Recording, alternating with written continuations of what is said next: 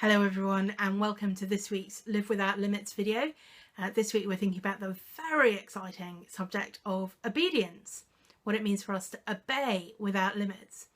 When I was thinking about what I might say in this little video, I did a search on YouTube looking to see what other people had said about obedience.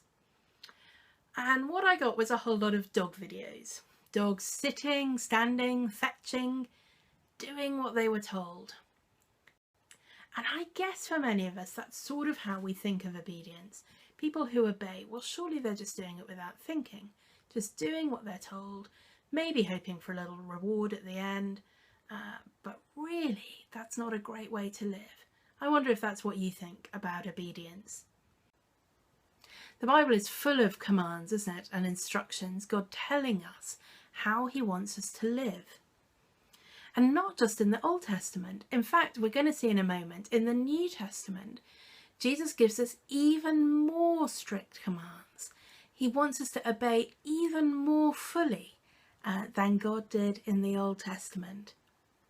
So we're going to read Matthew chapter 5, and it's verses 17 to 20.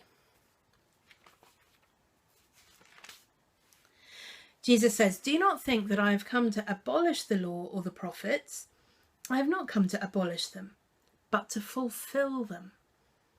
For truly I tell you, until heaven and earth disappear, not the smallest letter, not the least stroke of a pen, will by any means disappear from the law until everything is accomplished. Therefore, anyone who sets aside one of the least of these commands and teaches others accordingly will be called least in the kingdom of heaven. But whoever practices and teaches these commands will be called great in the kingdom of heaven. For I tell you that unless your righteousness surpasses that of the Pharisees and the teachers of the law, you will certainly not enter the kingdom of heaven." You see, Jesus says quite clearly he hasn't come to abolish the law.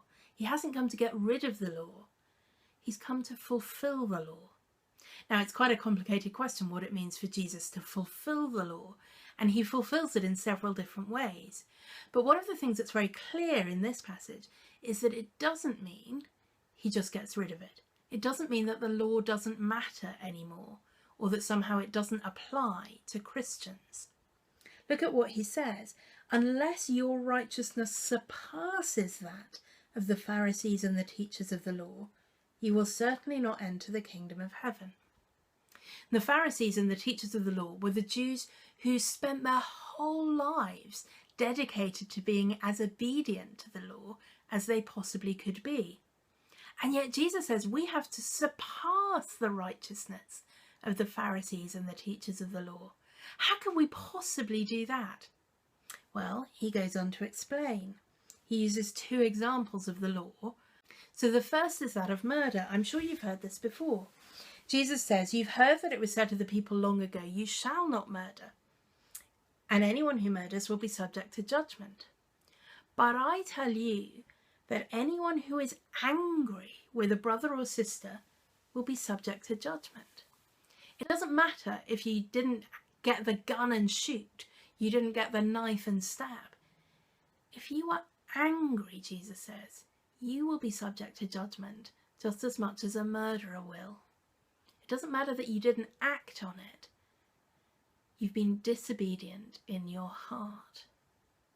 He makes that even more clear in the next example, that of adultery. He says, "You've heard that it was said, 'You shall not commit adultery.'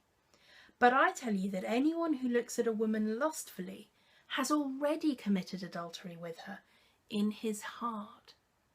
It doesn't matter that he hasn't slept with the woman, that he hasn't kissed the woman, that he hasn't done anything. He's looked at her lustfully. He's thought about her as if she were his and not some other man's wife. And Jesus says, well, you've already committed adultery. Not outwardly, not in your actions, but inwardly, in your heart. And that's the kind of obedience that Jesus calls us to. He says it's not enough just to do the right things. We have to feel the right things, think the right things. And that's much, much harder. It's a much higher standard of obedience, isn't it? To say that we have to obey inwardly as well as outwardly. So here's a challenge for us this week. I wonder, are there things that you do for God, but you know you don't do them willingly? You do them grudgingly, resentfully, half-heartedly. Well, pray. Pray for God to help you change your attitude so that your obedience is inward as much as it is outward. The question I think Jesus has for us is not how much can I get away with, but how obedient can I be? Not how much can I get away with, but how obedient can I be? That's the challenge for us to think about this week. But before I go, I have one other thing I want to mention. I have a whole stack of these postcards, which I would love to give away to some of you.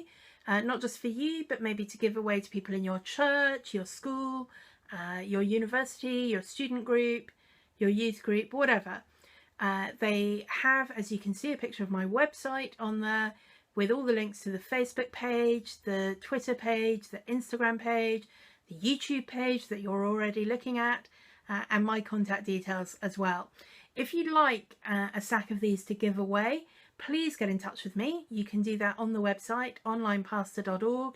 Use the contact form, and I will be really happy to send you out a whole pile of those to use in whatever way you like. So that's that. We'll be back next week thinking about what it means for us to love without limits. What will it mean to love without limits? I hope you have a great week. Hope to see you then.